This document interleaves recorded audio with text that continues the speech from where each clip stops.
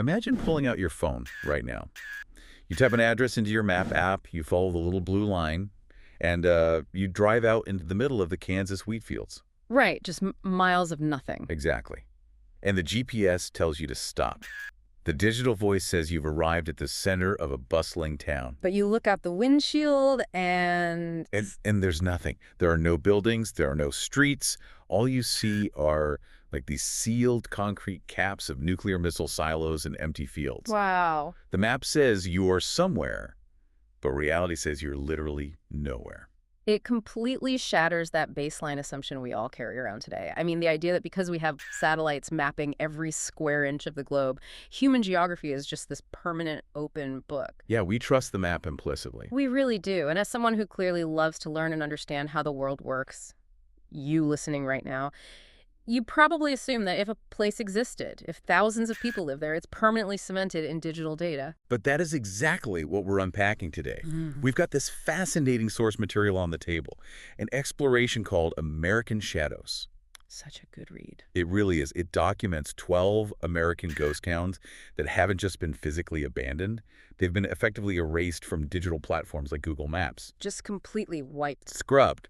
So our mission for this deep dive is to figure out how a thriving community just vanishes and what their digital erasure reveals about this massive illusion of modern permanence we all walk around with. Right, and to really understand this, we have to look at the anatomy of how a town dies, because rather than just counting down a list, the source material shows this stark pattern, and it begins with places that felt completely invincible. Because they were absolutely rolling in cash. Exactly, generating astronomical wealth.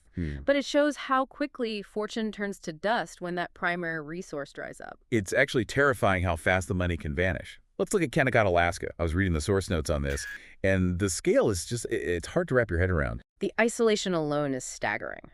So, Kennecott is located deep inside the Wrangell-St. Elias National Park. Which is massive, right? Oh, for context on the geography, that single park is larger than the entire country of Switzerland. That's insane. Right. And back in the early 1900s, prospectors discovered one of the richest copper deposits on Earth out there. We are talking about the Kennecott Copper Corporation extracting nearly $200 million worth of copper. Wow. And that is in 1900s money. Which would be what, billions today? Easily billions. So they built this thriving mini metropolis out in the middle of the ice. But how do you go from pulling billions out of the ground to completely dropping off the map? Well, the copper simply ran out. I mean, by 1938, the veins were tapped, and the company didn't slowly wind down operations. They gave the workers exactly 1 week's notice. 1 week. That's it? That's it. When the whistle blew for the last time, most people packed whatever could fit in a single suitcase and just climbed onto the last train out. The source mentions there are still surgical tools sitting on trays in the abandoned hospital. Yes. Like, people literally left their boots by the front doors. And if you try to pull this up on a map today, what happens? You'll find a 60-mile-long dirt track built directly on top of the old railroad bed. You literally drive over the rotting wooden railroad ties to get there. Oh, wow. Yeah, digital maps might show a faint line for the road, but they can't route you there. There's no active destination recognized by the algorithm. So the buildings are just standing there in the freezing silence. Looking exactly as they did the day everyone walked away in 1938. That is so eerie. But Kennecott isn't an isolated incident either. The source brings up Rhyolite, Nevada. Ah, Rhyolite. Yeah, this was a 1905 gold rush boomtown. And in just 3 years, it exploded from empty desert to 10,000 people. A massive boom. Massive. They didn't just pitch tents. They built a 3-story bank, an opera house. They installed electric lights, set up a telephone network. They poured unimaginable resources into making it this permanent jewel of the desert. But the entire foundation of the town was speculative investment. Right. It was all tied up in the markets. Exactly. When the financial panic of 1907 hit the U.S., that investment capital evaporated overnight. The gold couldn't sustain them without the cash flow from back east. Wait, but if they were building opera houses, they clearly planned to stay. How does a town of 10,000 people just empty out completely? It happens through this really slow bleed of essential services. So first, the bank closes. Then the railroad scales back. It stops because freight drops. Then the grocery stores can't afford to bring in food. So you literally just can't survive there. Right. By 1920, which is 13 years after the panic, The population was practically zero. And all that's left now are the stone ruins of that bank and, oh, this incredibly surreal piece of architecture called Tom Kelly's Bottle House. I love that detail. It's wild. Since they didn't have timber in the desert, this guy built a house entirely out of 50,000 liquor bottles held together by adobe mud. 50,000. Yeah. And today, there's like an open-air art museum out there with ghostly plaster sculptures standing in the brush. But again, you pull up Street View, and there is nothing. Yeah. Just unmarked desert tracks. Which brings up a crucial mechanical shift when we look at Thurmond, West Virginia. Because this wasn't a mining town. It was a tiny settlement tucked into a very narrow river gorge. Right. But it became a critical bottleneck for the Chesapeake and Ohio Railway. At its peak, Thurmond processed more freight revenue than Cincinnati and Richmond combined. And that is wild for a town you can barely fit on a postcard. Yeah. I mean, the source has this legendary story about a poker game at the local Dunglen Hotel. Oh, right, the poker game. Yeah, supposedly it went on nonstop for 14 straight years. 14 years. Players just rotated in and out of the chairs. But what actually killed Thurmond? It wasn't a stock market crash. No, it was pure technological obsolescence. Yeah. So Thurmond's entire geographic purpose was tied to steam engines. Steam locomotives required massive, frequent infusions of coal and water to keep their boilers running. Okay, so it was basically a massive gas station for trains. Precisely. Thurmond was the perfect pit stop. But the moment the railroad industry transitioned to diesel locomotives, the mechanics of travel completely changed. Diesel engines could run for hundreds of miles without needing to refill water or fuel. So the trains they just drove right past them. Exactly that. The physical need to stop vanished, and with it, the town's entire reason for existing. Today, Thurmond has a permanent population of exactly 5 people. Wait, 5 people? 5. The town's elected officials literally outnumber the actual private citizens. Okay, let's unpack this for a second. When I hear about Kennecott, Rhyolite, and Thurmond, I can't help but think of, like, a modern Silicon Valley tech startup. Oh, that's a good analogy. You know the type, right? They get massive venture capital funding. They supposedly revolutionize the world. They have kombucha on tap in a massive glass office. Right, beanbag chairs everywhere. Exactly. And then a single algorithm update happens, or the venture funding dries up, and they are completely bankrupt and liquidating their office chairs by Tuesday.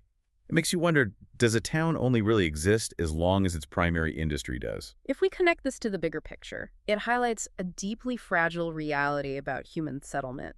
I mean, these places weren't organic communities in the traditional sense. What do you mean by organic? Well, they didn't evolve over centuries at a natural crossroads of human migration or agriculture.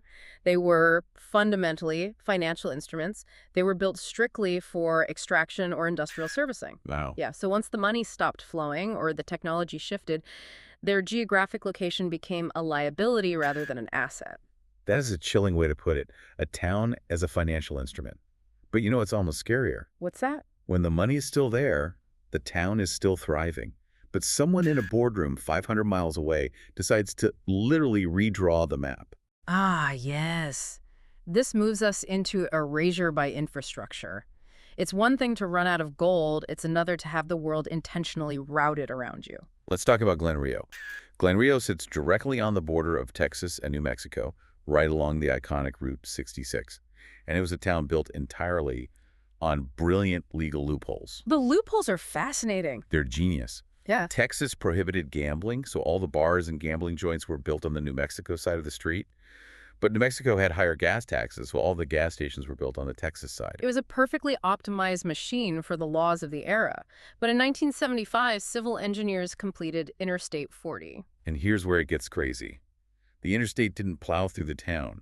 It bypassed Glen Rio by just a few miles. Think of it like a human body where a surgeon performs a bypass. They take the massive flow of blood, in this case, tourist and freight traffic, and reroute it into a brand new, highly efficient artery. Leaving the old one to just die. Exactly. The original artery is instantly starved. It withers almost immediately. Within a few short years, everyone in Glen Rio had to pack up and move on. It's so fast. And today, the diner stools are still bolted to the counters. The motel beds are still sitting in the rooms. But the windows are shattered, tumbleweeds are piling up inside, and digital maps will only give you a faint point of interest with no active street view. It's the ultimate irony. A town built to outsmart the legal system gets completely murdered by a literal strip of asphalt. Totally. And we see a different kind of infrastructural doom with Drawbridge, California. This place was isolated by design.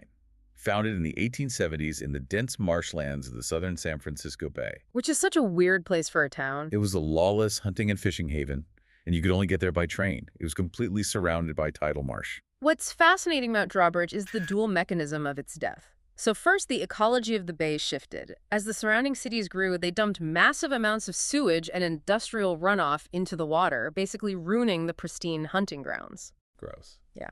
And second, the railroad companies decided to cut the passenger train service that actually stopped there.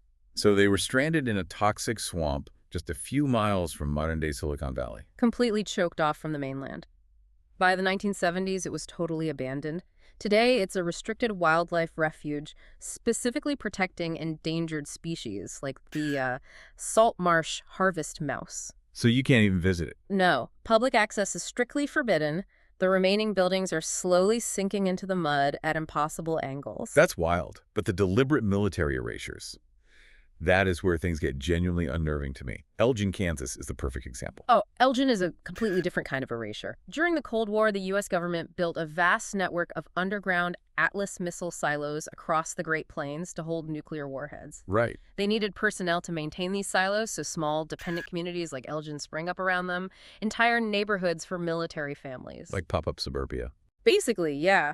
But when the missiles were decommissioned and removed in the 1960s, the military packed up and left. And because of the sensitive military nature of the sites, the government actively scrubbed them from public records. Like, Google Maps might just show you a blank patch of Kansas farmland. But if you walk out into those weed fields, you'll find overgrown streets, crumbling foundations, and those massive concrete caps. It really forces you to consider how much power mapmakers and today algorithms hold over human geography. They dictate reality. They do. When the military classifies Elgin out of existence, or when highway planners route traffic 3 miles north of Glen Rio, they're effectively rewriting reality. If a place isn't on the digital map, does it even matter to the rest of the world? It's a great question. But starving for traffic or getting erased by a clerk is one thing. What happens when the very ground beneath your feet decides to evict you? This is where human intervention makes the land so dangerous it becomes completely incompatible with life. Yeah, we have to start with Gilman, Colorado. It sits on a stunning 300-foot cliff above the Eagle River. It was a zinc and silver mining town for decades. People raised families there. It was a real thriving town. Exactly. Then, in 1984, the Environmental Protection Agency shows up and realizes the soil, the groundwater, the air, it's all catastrophically contaminated with heavy metals. We're talking lead, zinc, arsenic, cadmium. And so the EPA designated it a Superfund site. I hear that term a lot, but what does an immediate Superfund evacuation actually look like on the ground? Well, it means the federal government has identified a contamination so severe that it poses an imminent threat to human health. Okay. So they legally mandate an absolute evacuation. The government steps in, forces every single resident out, and fences off the entire perimeter. You don't get to sell your house, you just leave. The source notes that Gilman is completely frozen in 1984. Like, curtains are still hanging in the windows. Children's drawings are still pinned to the walls in the abandoned homes. It's so sad. It really is. Yeah. And if you look it up on a digital map, the imagery is blurry, outdated, almost intentionally smudged out to discourage urban explorers. Yeah. But as creepy as Gilman is, Pitcher, Oklahoma is a genuine nightmare. Pitcher is one of the worst environmental disasters in U.S. history. It was the beating heart of the tri-state mining district. For decades, they mined millions of tons of lead and zinc. Right. But the mechanical byproduct of that mining was massive mountains of toxic waste gravel, known locally as chat piles. And these piles were stacked right in the middle of town, sometimes hundreds of feet high. See, this is the part of the source material that deeply upset me. Kids were riding their bikes through these piles. They were having picnics on them. How does the poison actually get into their systems? It's insidious because it's airborne and waterborne. When the wind blows across a chat pile, it carries microscopic, highly concentrated lead dust directly into the lungs of anyone breathing nearby. And when it rains, the water filters through the heavy metals and leaches directly into the groundwater. So when health officials finally ran comprehensive tests, they discovered that 34% of the local children in Pitcher had dangerously elevated blood lead levels. 34%. That is I mean, we're talking severe brain damage, lifelong developmental delays. Unimaginable harm. And if you lived there, you wouldn't just be worried about the air. Imagine waking up and knowing that the ground beneath you was entirely hollowed out. Yes, the structural threat. The mining had created an underground tunnel network so vast that engineers realized massive sinkholes were beginning to form. Just opening up under the town. Yeah, they concluded that roughly one-third of the buildings in Pitcher were in immediate danger of collapsing into the earth. The structural integrity of the town was compromised from the inside out. So the federal government authorized a massive buyout in 2006 to get everyone out. Most people fled. And then, as if the universe was just completely done with the place, an EF4 tornado tore through in 2008.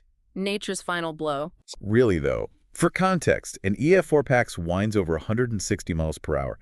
It doesn't just damage homes. It literally lifts them off their foundations and shreds them into splinters. It wiped away almost everything that was left of Pitcher. And today? Today, a digital map just shows a vast, blank, scarred space where 20,000 people used to live. Which brings us to Centralia, Pennsylvania. This might be the most infamous environmental disaster on this list. Oh, Centralia. Yeah, in 1962, a fire started in a landfill located in an abandoned strip mine pit just outside town.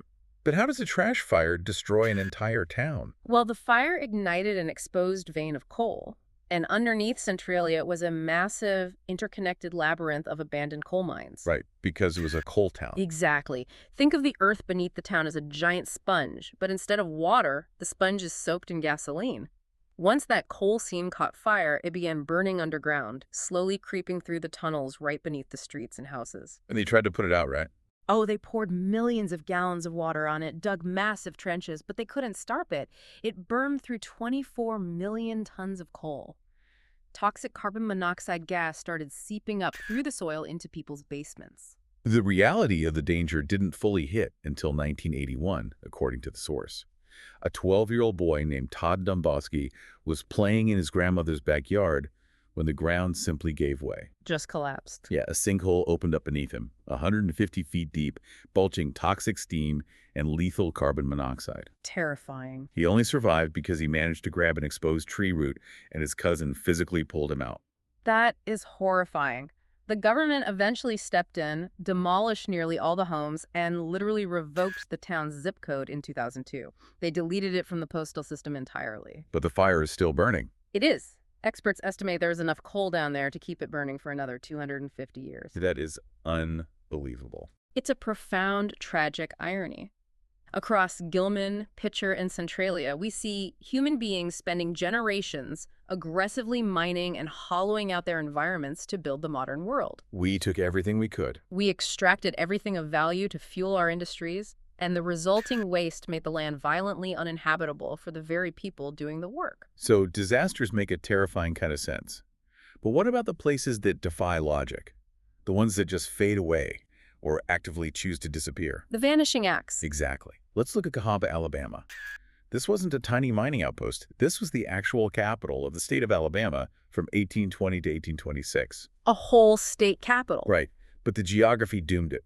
It was built directly at the confluence of the Alabama and Cahaba rivers. The flooding wasn't just occasional, it was relentless and severe. So they had to move. Yeah, the state government finally gave up and relocated the capital to Tuscaloosa. Cahaba lingered for decades, serving as a Civil War prison camp and later a community for formerly enslaved people. But nature never stopped reclaiming the land. By the early 1900s, the swamp had completely swallowed an entire former state capital. Just ate it up. Today, it's just a vague historical pin in a dense forest.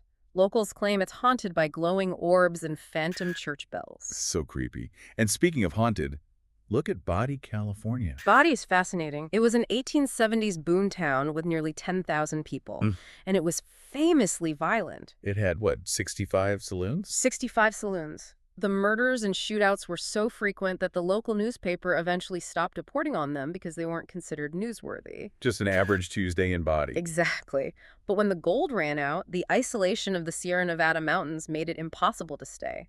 They abandoned it so fast that the homes are still fully furnished. You could look through the dusty windows today and see plates sitting on dining tables and children's toys left on the floor. It's a time capsule. But the most bizarre detail from those sources is the curse of body. Oh, the curse, yes. Visitors have this terrible habit of stealing artifacts. You know, a rusty nail, a piece of glass, a rock. Just little souvenirs. Right. But the park rangers who manage the ruins receive packages in the mail every single year from terrified tourists returning these stolen items. No way. Yes. The letters beg the rangers to put the items back, claiming that stealing from body cursed them with catastrophic bad luck. It's like a psychological ghost town. Mhm. But even body doesn't compare to the ultimate vanishing act, the final location in our source material. Spanish Valley, Utah. Spanish Valley. This is a secret settlement deep in the canyonlands south of Moab. The terrain is so jagged and remote that GPS signals physically bounce off the canyon walls, and mapping vehicles have never been able to access the area. It's totally off the grid. Completely. Yeah. Sometime in the 1910s and 20s, a group of people went into this wilderness with the specific intent to disappear. And we don't even know who they were. They might have been polygamists fleeing federal prosecution or utopian isolationists or outlaws. We have no idea. Whoever they were highly capable. Hikers eventually stumbled upon the remnant stone houses built seamlessly into the canyon walls, deep root cellars, hand-dug wells. They grew crops and lived entirely off the grid. And then, sometime in the 1940s or 50s, they just vanished. Just like that. No bodies, no graves, no records of where they went. None.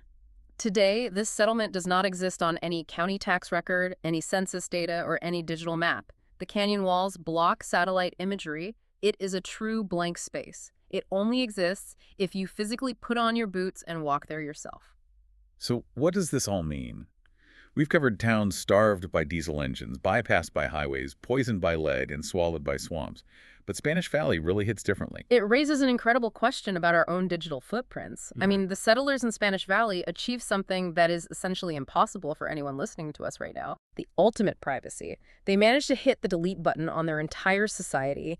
In a world where your phone tracks every single step you take, their ability to just vanish without a trace is fascinating. It really is. What an incredible journey this source material took us on. From the cursed, fully furnished homes of Body to the terrifying 60-year underground fire of Centralia, all the way to those secret, off-grid stone walls hidden in the Utah canyons. As you process all of this, consider the town or city where you live right now. What is the fundamental anchor that connects your community to the map? That's a question. Is it a single massive tech employer, a major interstate, a military base, or is it just a zip code that could, under the right economic or environmental pressures, simply be revoked? And that is the thought we want to leave you with. We started this deep dive talking about the illusion of permanence in the digital age. If government databases and mapping algorithms can successfully erase the physical remnants of entire American towns with a few clicks, a bypassed highway, or a toxic designation... What happens to our own legacies if those digital servers ever go dark? Exactly. If we only exist on the digital map, do we really exist at all? It's something to think about. Thank you for joining us as we explored the shadows. Keep questioning the world around you, and always remember to look closely at the blank spaces on the map. Catch you next time.